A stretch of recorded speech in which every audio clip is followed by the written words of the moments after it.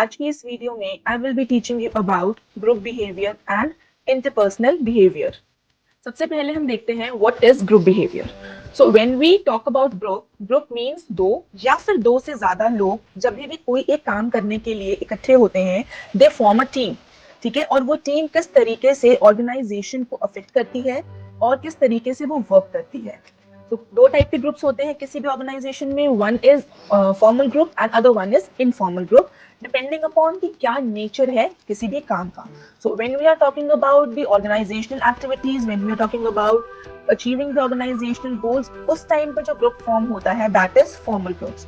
And when we are talking about maintaining like interpersonal relationships, maintaining good relationship in the organization, friendly behavior, उस time पे आता है हमारा group that is informal.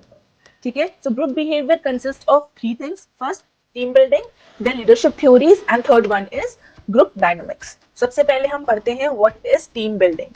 So when individuals interact with the purpose of achieving some specific objective or some specific purpose, उस time पे जो group form होता है, उस टाइम पे जो टीम बिल्ड होती है, it termed as team building. ठीक है, टीम बिल्ड टीम्स डिफाइन हम कैसे करते हैं, they work together to achieve one single objective और one single goal of the organisation. कौन से टाइप की टीम बिल्डिंग होती है? सबसे पहले है problem solving teams. Problem solving teams कौन सी होती हैं? They are temporary in nature. कोई भी एक स्पेसिफिक प्रॉब्लम को सॉल्व करने के लिए, कोई भी एक स्पेसिफिक प्रॉब्लम का सॉल्यूशन फाइंड आउट करने के लिए ये वाली टीम्स फॉर्म होती है। And after the completion of that task, after giving और आफ्टर सॉल्विंग दैट प्रॉब्लम, जो प्रॉब्लम सॉल्विंग टीम है वो डिसॉल्व हो जाती है। After that self manage work team. Self manage work team जो होती है, they are highly performing people and they perform their task with more responsibility and more accuracy. ठीक है, ये ऑपरेशन में, प्लानिंग में, काम को शेड्यूल करने में हेल्प करती हैं ये वाली teams. After that virtual teams. Virtual team का सबसे बेस्ट एग्जांपल है दी कोविड सिचुएशन। हम किस तरीके से वर्क फ्रॉम होम कर रहे हैं, everyone is interacting with everybody with the use of technology and internet. तो वर्चुअल टीम्स कौन सी होती हैं? वो फिजिकली प्रेजेंट नहीं होती हैं, but they are presenting themselves with the help of internet and computer technology. After that it is core functional teams. Core functional teams वो वाली होती हैं जो कि हमारे ऑर्गेनाइजेशन की पिलर टीम्स होती हैं। विदाउट दोज टीम्स और विदाउट दोज इंडिविजुअल कोई भी ऑर्गेनाइजेशन प्रॉपरली काम नहीं कर सकती है। जैसे फाइनेंस की टीम है, HR टीम है, मार्केटिंग टीम, ये सारी कोर फंक्शनल टीम्स हैं। इसके बिना ऑर्गेनाइजेशन अपनी एक्टिविटीज को स्मूथली रन नहीं कर सकती। इसके बाद आता है what is the process of team building. Team building में सबसे पहले हम क्या देखते हैं? सिलेक्शन। जो कॉम्पिटेंट और जो हमारे रिक्वायर्ड पर्सोनल्स हैं, सबसे पहले उनकी सिलेक्शन होती है। After that we give them training to do that particular work. After that, after watching their work, after supervising them, they will be getting rewards for the achievement. इसके बाद आते हैं models of team building effectiveness. सबसे पहला है GRPI model. GRPI model जो है that is given by Rubin, Plovnick and Fry. इन्होंने ये वाला मॉडल दिया था and this model is named GRPI after goals, roles, processes and interpersonal relationships in the organisation. ठीक है, ये वाला जो मॉडल है, ये वाला मॉडल ये बताता है कि अगर ऑर्गेनाइजेशन के पास एक वेल डिफाइंड ऑब्जेक्टिव है, क्लियर एक्सपेक्टेशन है एंड प्रॉपर कम्युनिकेशन है between the superiors and the subordinates, तो किसी भी ऑर्गेनाइजेशन को अपने objectives on time, with effectiveness and with proper efficiency complete करने से कोई भी ऑब्स्टेकल नहीं रोक सकता। These are the most important pillars of any successful organization: well-defined objective, clear expectations, and proper communication between the employees. इसके बाद आता है the KNS model। अगर किसी भी ऑर्गेनाइजेशन को इफेक्टिव ऑर्गेनाइजेशन बनाने का जो सबसे ज्यादा रोल है वो है उनके ग्रुप का। If all the teams, if all the groups of the organization are committed towards the goals, the members are accountable towards each other for the work, तो उससे क्या होगा? ज्यादा एफिशिएंसी होगी ऑर्गेनाइजेशन के काम में। After that it is leadership. So what do we understand by the term leadership? Leadership क्या होती है? It is the ability to influence people to work towards the organizational goal in an effective and efficient manner.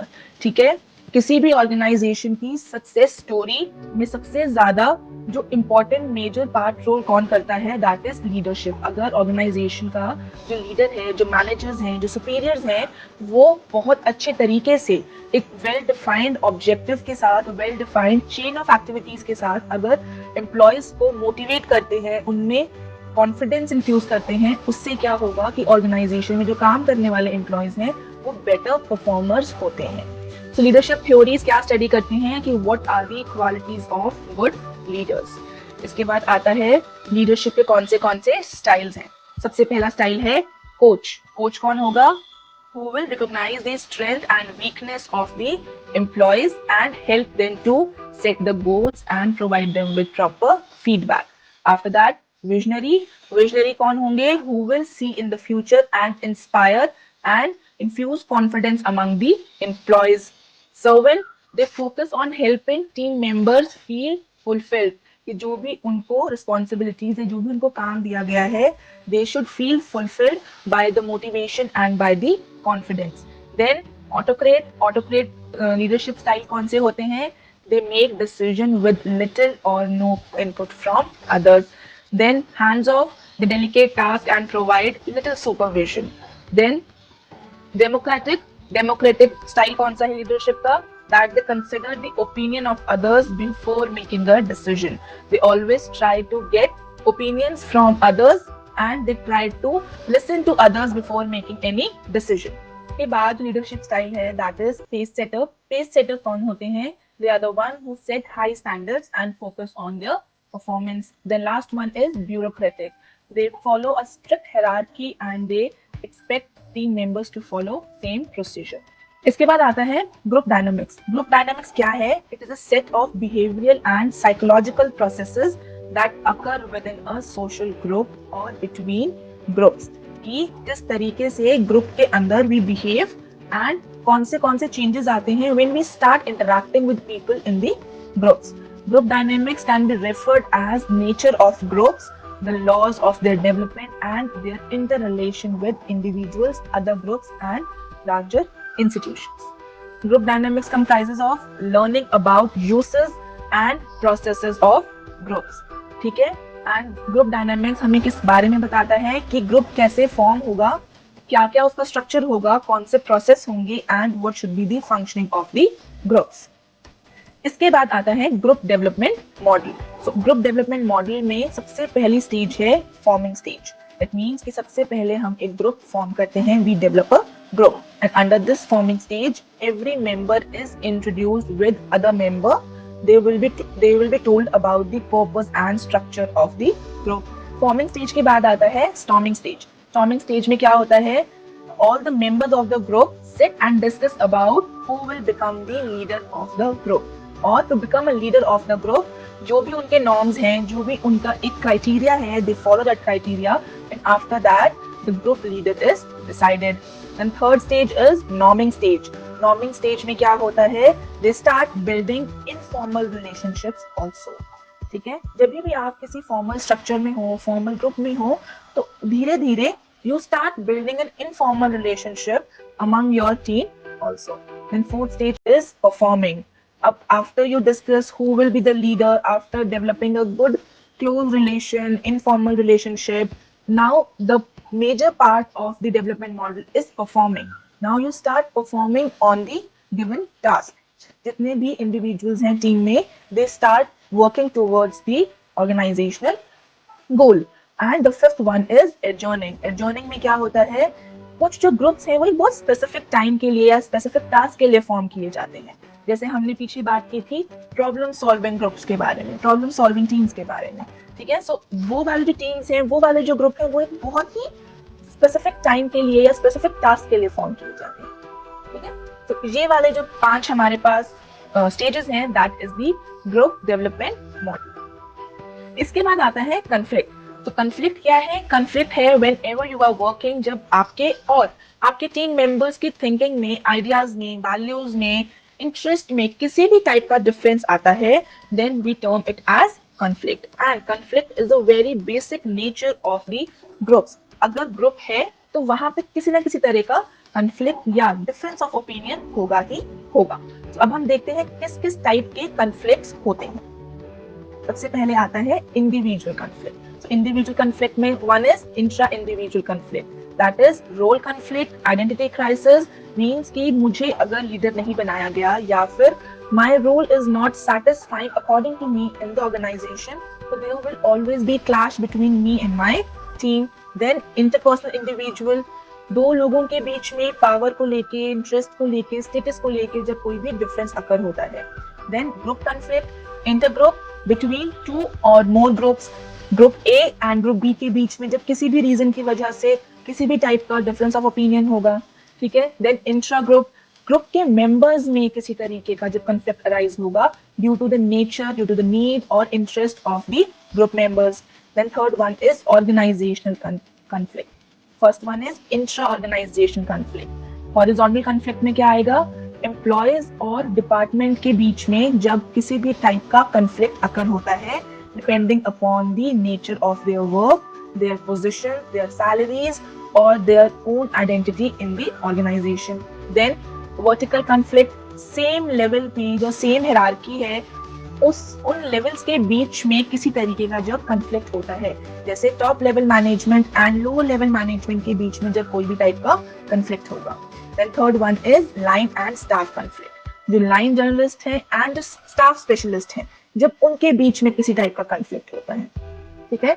Organisation conflict में second form of conflict क्या है, inter organisation conflict, जब management and government internal, जब organisation and the external people जो government है उनके बीच में जब किसी टाइप का कंफ्लिक्ट अराइज होता है, then it is term as inter organisational conflict. इसके बाद आता है हमारे पास व्हाट इज इंटरपर्सनल बिहेवियर। दो लोगों के बीच में इंटरेक्शन, दो लोगों के बीच का behaviour is termed as interpersonal behavior, ठीक है। Whenever two individuals interact, whenever two people work together, तो जरूरी नहीं है कि दोनों का जो नेचर ऑफ वर्क है, nature of performing any task है वो सेम होगा, ठीक है। सो जब आप दोनों की चीजें सेम नहीं है तो there will be some difference. तो उस डिफरेंस को या उस बिहेवियर को हम कैसे स्टडी करते हैं, we study it as interpersonal behaviour, ठीक है।